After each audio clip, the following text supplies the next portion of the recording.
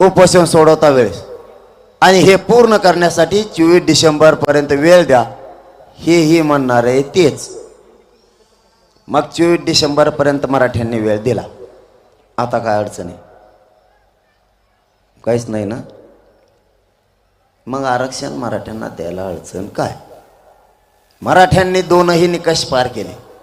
OBC प्रवर्गात जाण्यासाठी एखादी जात जर ओबीसी प्रवर्गात जायची असेल तर ती मागास असावी लागते, किंवा त्या जातीच्या नोंदी तरी शासकीय असाव्या लागतात, तरच जाता येतं. मराठ्यांच्या दोन्ही पण आहे. मराठा समाज 12-13% मागाससुद्धा आहे, आणि मराठ्यांच्या शासकीय ओबीसी आरक्षणात जाण्यासाठी नोंदीसुद्धा आहे. मग कायदा पारित करायला अडचण काय? ते मला काय म्हणले माहिती आहे तुम्हाला?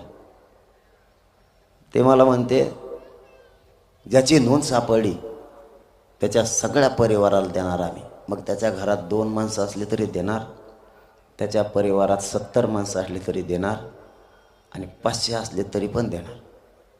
किती असू द्या, त्याच्या परिवारातले म्हणजे रक्ताच्या नातेवाईकाला देणार, असा त्यांचा म्हणण्याचा उद्देश. आणि शब्द आहे 4. पहिला शब्द आहे सगळ्या परिवाराला द्यायचं. एका शब्दावर ते खरे बोलले. दुसरा शब्द त्यांचाच आहे, त्याच नोंदीवर रक्ताच्या सगळे सोयऱ्याला द्यायचं. मला काय म्हणतात ते माहिती आहे तुम्हाला? आणि मग हे काय दिलं ना त्याच्या सगळ्या सोयऱ्याला? म्हणलं सगळा सोयरा चुलता कवापासून व्हायला लागला हो? समजा तुम्हाला कळलं नसलं सांगतो, माझी नोंद सापडली, मग आता माझ्या सगळ्या सोयऱ्याला द्यायचं आहे त्याचा लाभ. तर सगळा सोयरा कोण धरला तुम्हाला माहिती आहे? ते नाही, मा चुलता पुतण्या हे सोयरे होत असतात का? मला काय येडपट समजता का काय म्हणलं तुम्ही? गप्पा ठोकल्या गेले निघून, काय करते? कारण मी ऐकत नसतो. जे शब्द आहेत ते मला लागते. मी काय त्या येवल्याच्या माणसाने काय येडपट हे काय? त्याचं नाव मी घेत नव्हतो, पण ते आज बरळलं म्हणून कळलंय मला. मला त्याचा पुरा ऐकून द्या, मग त्याला दाखवतो हिसका. आता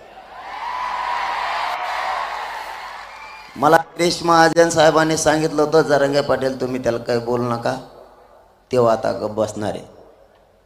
2 दिवसात तुम्ही बोललेलं ऐकलं त्याला नाही ना? मराठी इमानदार आहे, ज्याचा शब्द दिले काही फिरीत नाही. मी काहीच बोललो नाही. ते आज काहीतरी बरळलं आहे, मी आणखीन बघितलं नाही. पण त्यासारखा मोक्कर नाही ना मी, मला काम आहे.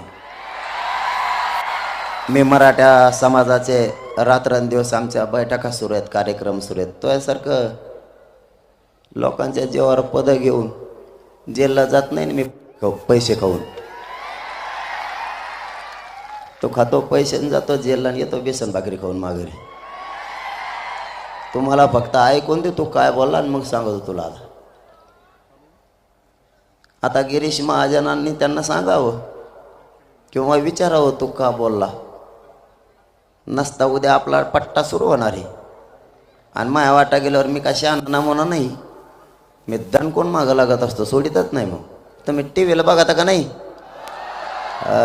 आपला कचकच तसा असतो, टप्प्यात आला का वाजेलाच. मग तेव्हा कोणी असो, मराठा आरक्षणाच्या विरोधात बोललो सोडितच नसतो मी. कारण आम्ही तुम्हाला आरक्षण मिळालं तेव्हा काही बोललो का? खाल्लं मारणाचं आरक्षण तो इतके दिवस तुला काही बोललो का मी? मग आता तो बोलाय